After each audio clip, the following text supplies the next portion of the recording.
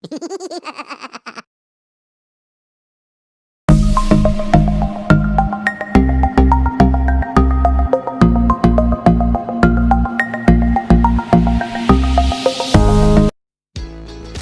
everyone and welcome back to Small Fabulous Home channel.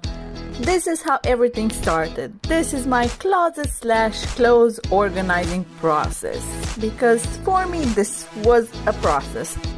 I would like to give you an insight on why this took so long. So I started to organize my closet the way I liked it. Color coordinated, of course. Why not? Everybody's doing it. And guess what? It wasn't useful for me. I couldn't find the right top with the right buttons or anything. It simply annoyed me badly. Then I realized I actually need help, as in checking for professional advice online. And our beloved YouTube gave me so many ideas. My closet is quite small size, and I'm also sharing it with my partner, so I took the tips and tailored them to my needs. Also took Marie Kondo's advice, keep what you like. I will leave in the description box some of my favorite organizing videos so you can find them easier. You need to love what you have. You need to enjoy that moment of searching for something to wear. And this is how I got rid of that. I have nothing to wear with a million stuff in the closet. So let's get to it. Before you start organizing your closet, have your clothes already washed and dried to have a clear view of the items and avoid that point where you found a place for everything and realized, oh wait, there are some more. When I think of organizing my closet, I think of a stressful process, as this means I have to let go of some stuff. I sincerely never did this since we moved to our own home. I was stressed out thinking of doing this, but it was super needed. Let me know in the comments below if you feel the same way. For those of you that want to buy or order a custom closet, my tip would be that you design it based on your needs, not on the latest design, as the closet should look nice, but should be useful even more.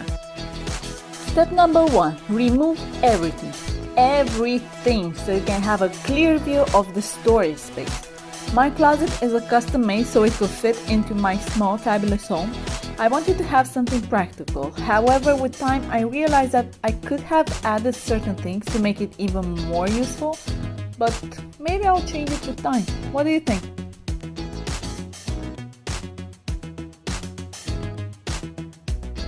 Step number 2, make piles of clothes. Now starts the hard part. So you have 4 piles: keep pile, donate or sell pile, help pile, and throw away pile. This is how it all started. I no longer had the strength in me to film the end, but trust me, it got way crazier than it seems. I got all emotional over certain items that they were dear to me and they had the sentimental value, but it's time to move on. The throwaway pile. You know it's time to say goodbye. Those jeans cannot be worn by anyone else. That t-shirt died a long time ago. Some stuff are like, why did I ever pay for this? However, I try to repurpose some of the materials. Either I will keep them in case I need to use them for cleaning, or if I spill something on the floor. Also, if you like DIY projects, check this video out, as you can make beautiful art from that dress you always liked but no longer wear. I will leave the link in the description box so you can read the video much faster. The next pile, I call it the help pile, because some clothes need to be taken in. Either it's that skirt, that blouse, those pants. Might as well do it now. Donate or sell pile. You no longer like it, but it's still good. You don't know why you bought it, so it's basically still brand new. If it's in good condition and someone else could benefit from it, you can either choose to sell it or choose to donate it. There are so many other people that could benefit from that item. The keep pile is obvious. They are staying. But here is another tip. Only keep clothes that make you feel happy. You know I got this from Marie Kondo, but this actually works. We should only wear clothes that make us feel good, make us feel like we're a rock star. You might have clothes that have sentimental attachment. Try to decide if you're going to wear them again, or maybe you would like to conserve them. I have this from my grandmother. My mom used to wear it when she was young. I really love it. I do, however, wear it as much as possible. While organizing your closet, you should have a list to mention any item that you need to replace. What I do is have a to-buy list where I take notes. Maybe I need a top to go with that skirt, or something to go with those pants. Step number 3, seasonal piles. In my country, we have all 4 seasons, so I have clothes like short dresses that could only be worn during summertime. But I also have clothes that are very warm and could only be worn during winter. I will start with winter clothes as it's summer now. However, there are many clothes that are transitional. An example would be the t-shirt. I can wear it during summer, but also during periods when the weather is colder, as I can put a cardigan over it and be just fine. Step number 4, organize based on your needs. And step number 5, office and out of office. I am a very practical person. Also, I am working a full-time job and many little side projects. Thus, I need to be smart on how I organize my stuff, so I won't waste time where it's not needed. So here is how I organize my closet. These are my winter clothes. Took advantage of the vertical space and placed them very high, somewhere I can't reach as I don't really need them right now. As you can see, I need a chair to get to them.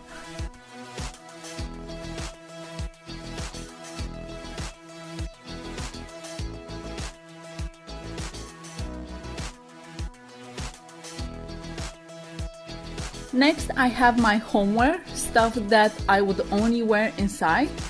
Then I have pants, short and long. Also have the summer skirts here. In the back I have my dresses because I don't really wear them. Here at eye level I have my office tops and skirts. I know that for now they are not useful as we are still working from home, but this way I have a clear view of them, and in case I will need them, I know where to find them. Below I have my tops and t-shirts. I will show you later. I have a different way of keeping them or folding them.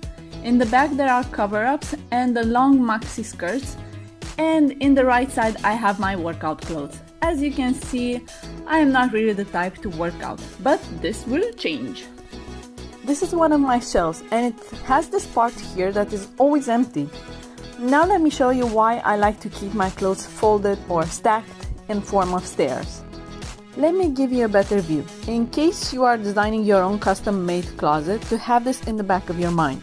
So this is the shelf, empty, and the folded t-shirt to give you an idea of the remaining empty space. Now let me add a hanger, just to give you something to compare the sizes. This is the main reason why the space is always here. The shelf is on the same side with the closet where I have my hanger, so they couldn't have made it smaller. However, I decided to take advantage of the space and use it.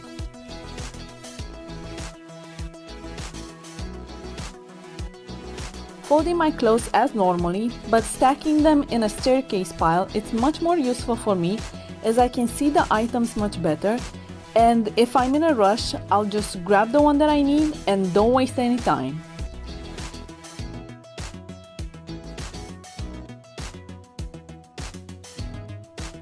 Let me give you an example of a clothing piece that I wouldn't wear to work. This is a top that I really love, however, I will never wear this much cleavage at work.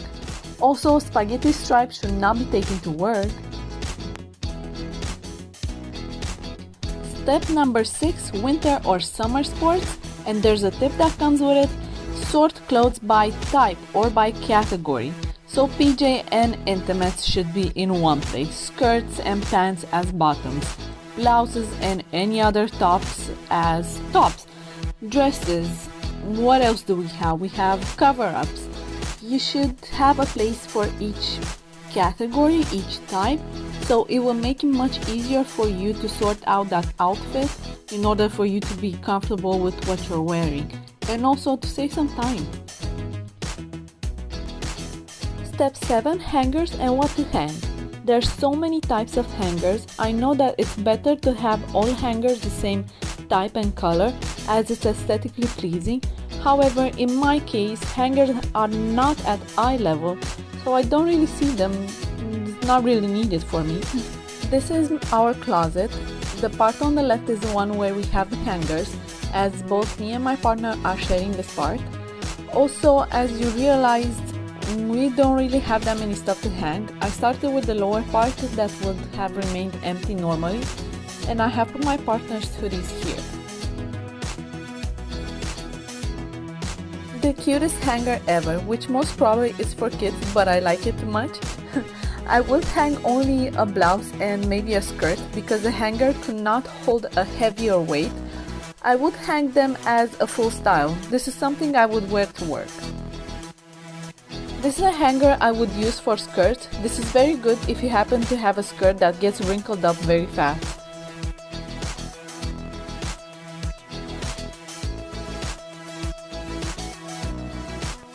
This little hanger most probably was designed for ties, but as my partner doesn't really wear them, I will use it for my tops. So my main reason why I hang stuff is because the material gets wrinkled up very fast, and this way I can get away from ironing each time I need to wear them. Because I like to repurpose many stuff, this hanger is from an item I bought. Most probably many of you throw these away, but for a short vest this is perfect as it won't take up much of the space in the closet, so it's good. This is how it looks. One thing I try to do is keep them in order, as in keep mine on the right and keep his on the left side. It starts with summer tops, then blouses, some outfits. Satin hangers are beautiful. However, they are taking quite a lot of space, so I might change them in the future. I also have some cover-ups, my partner's shirts, and formal wear. It's easy to find anything we need. Step number 8. The drawers. As you can see, the design of the closet was made with 4 drawers. I have the corner closet, then my boyfriend has this part. While we have 4 drawers, I only use 2 of them. I don't want to bore you with everything in other drawers. However, I would like to go through the socks drawers, which is completely out of control. I started with anything that I could find in the house as dividers. This is one of them, simple plastic basket.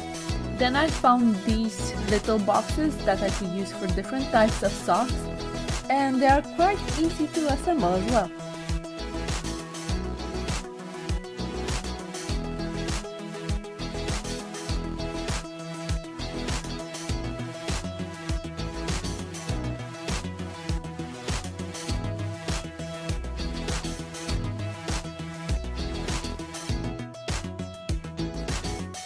Again, taking everything out, I found these protectors. In the meantime, was looking for them for over a year, and this is the space that I will be using for my socks. Making piles to see the styles of each one of them. I have like accessories, then winter or better said socks that I use as house slippers, some sheer ankle socks that I never used. I don't know where I have these from. Colorful tights, then trainer or ankle socks, anything to go with sports shoes. Winter tights, these are so good when it's cold outside and you want to wear a skirt. I was able to put all tights in the same plastic basket, starting with one side winter warm tights, then on the other side I have autumn and some that I can wear under pants. Next, I have used the gray basket. I have from winter to autumn spring socks. Then in this other one I have the ankle ones because I can't wear sports shoes without socks. So I stored in each basket by color and by how long they are.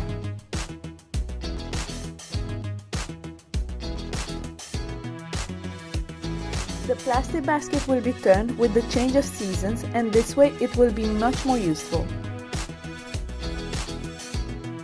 The sheer ankle socks will be donated to my mom as they are brand new. Am I the only one that constantly loses socks? Moving on to a small basket meant to keep all the accessories.